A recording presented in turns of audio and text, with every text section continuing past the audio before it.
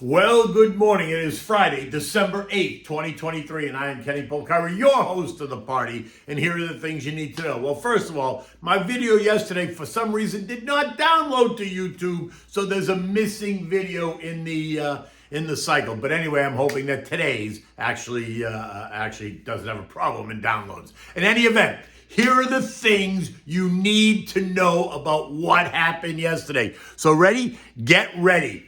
Auto-generated artificial intelligence. It is now here, right? That should make everybody begin to ask some questions. The Magnificent Seven, what do? They pushed higher. The NFP report is due out at 8:30 this morning, right? So the clock ticks. And have the Saudis lost control of oil prices? Well, we're about to find out. And it's the Christmas time, and it's the Feast of the Seven Fishes in an Italian household. Here's recipe number 5. Bay scallops and a black truffle cream. Oh, delicious. Okay, so get to know auto-generated AI because it's here. And what does that mean? It means computers they are able to read, write, and understand human language.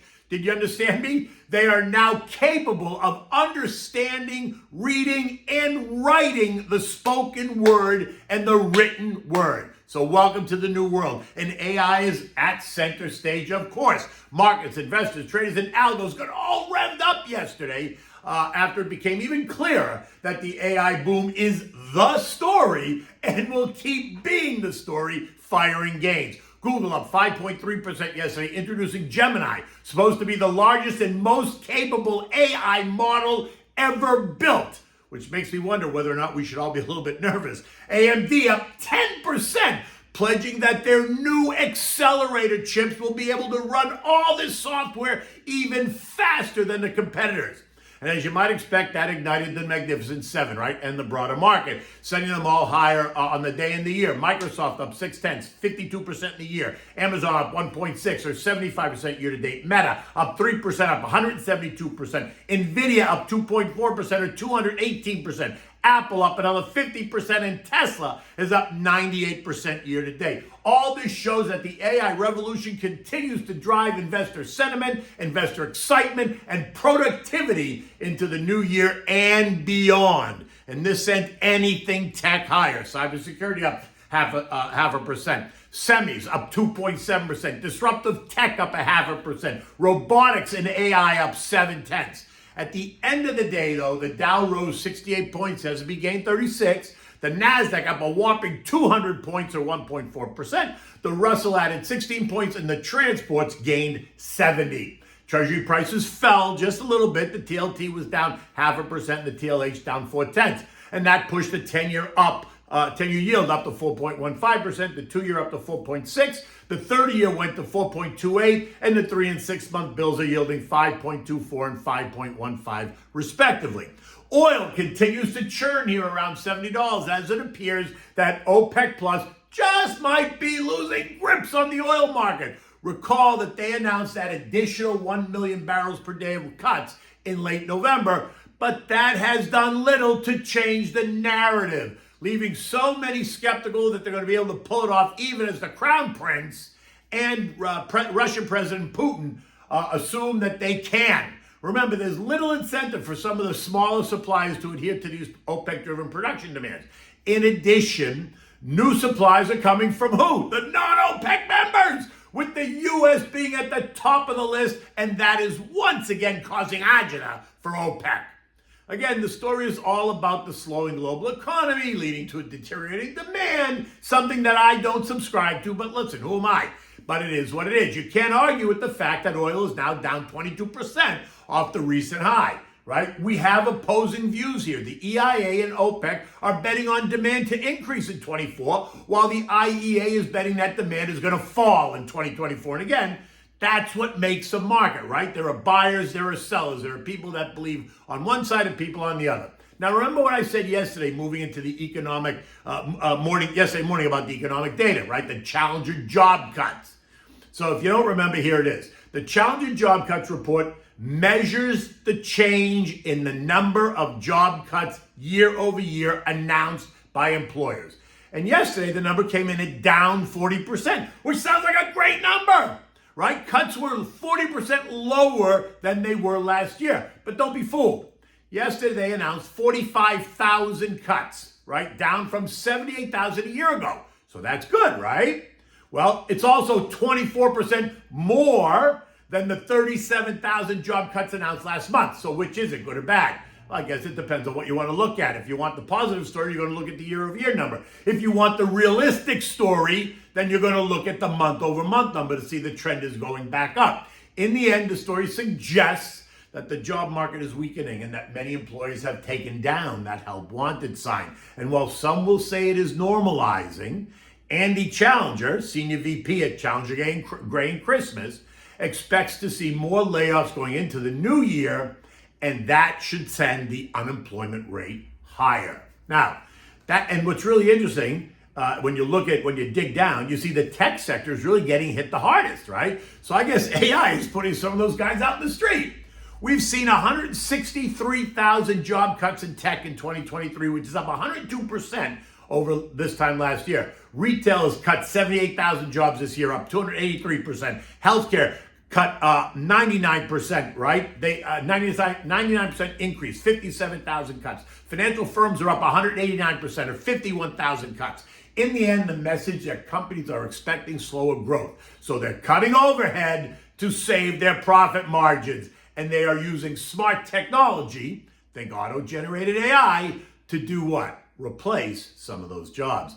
Today brings us the much anticipated non-farm payroll report, and that's expected to show an increase of 190,000 new jobs, while the unemployment rate is expected to remain at 3.9%. But the whisper number, in fact, has a 4 handle on it.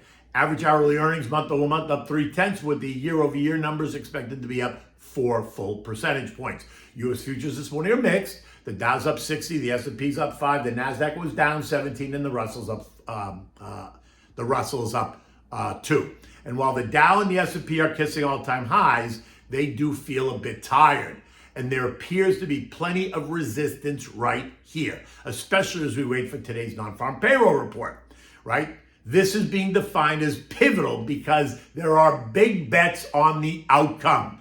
Will today's report force JJ to reconsider higher for longer narrative next week when the FOMC meets, right, for the final time this year? Or are all these trader types, do they have it wrong? Recall that the trader types are betting on a 1.25% decline in rates by this time next year, which takes the Fed fund rates down to 4%, which, by the way, is more than double the cuts that some Fed officials seem to be calling for.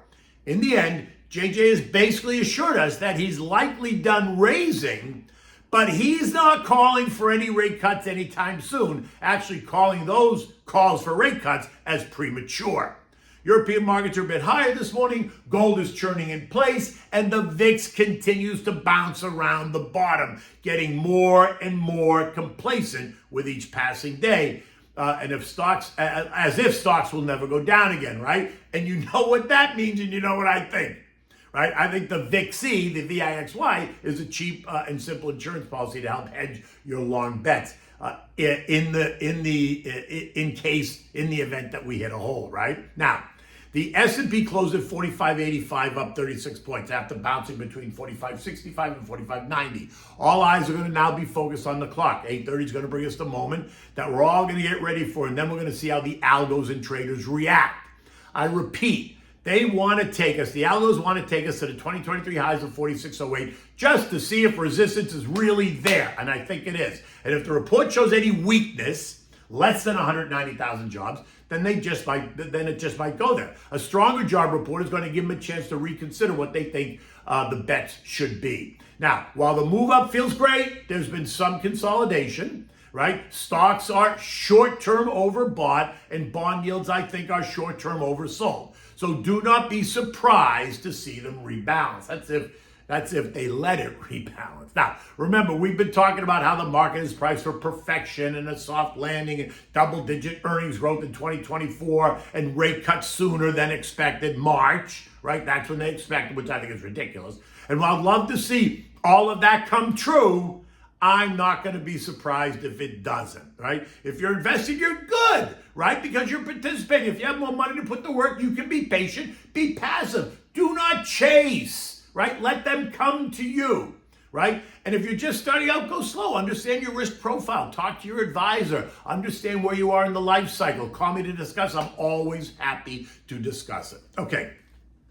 So you know it's Christmas time. I'm giving you the Feast of the Seven Fishes. And today we've got number 5. It's bay scallops and a black truffle cream sauce. Oh my God. This is so good. The bay scallops, you know, those tiny, tiny scallops, not the big fat scallops, but the really tiny scallops. So you need the bay scallops, right? You need olive oil, butter, heavy cream. You need white wine, shallots, garlic. You need black truffle, and you need white truffle oil. You need salt and pepper, Brussels sprout leaves, and fresh grated Parmigiana cheese. And then if you're going to put it over pasta, you need medium shells, right? Okay, so you can make this dish in maybe 15 or 20 minutes, right? You put a pot of salted water on the back burner to boil so it's ready to go. Now in a large saute pan, begin with about a half a stick of butter and a splash of olive oil. Turn up the heat to medium. Now add the sliced shallots and the chopped garlic. Saute it in the pan 5 to 8 minutes. Now turn the heat up because you want to get the pan hot. You want to add your bay scallops, which you've rinsed and patted dry. You don't want them wet, right? You want to hear them sizzle when they hit the pan. Now, if you're serving this over pasta, now's the time you're going to add the pasta to the pasta water, let it boil, because that's going to take 8 to 10 minutes. Now, go back to the scallops. Once they're seared, turn the heat down to medium. Deglaze the pan with a little bit of white wine. Allow it to steam off a bit. Now you're going to add your heavy cream and your shaved black truffle. Stir it well. Now you're going to add in a bit of white truffle oil.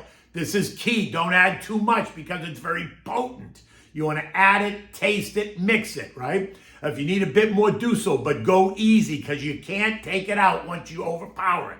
Now, take the leaves of the Brussels sprouts, right? You've cut off the bottom, the leaves just fall off. Add those green leaves to the pan and stir it up because it adds a beautiful contrasting color, right? Season it with salt and pepper. Now, if the pasta's done, take the pasta, strain it, leaving yourself some pasta water. Add the pasta shells directly to the saute pan that's got the scallops and cream in it.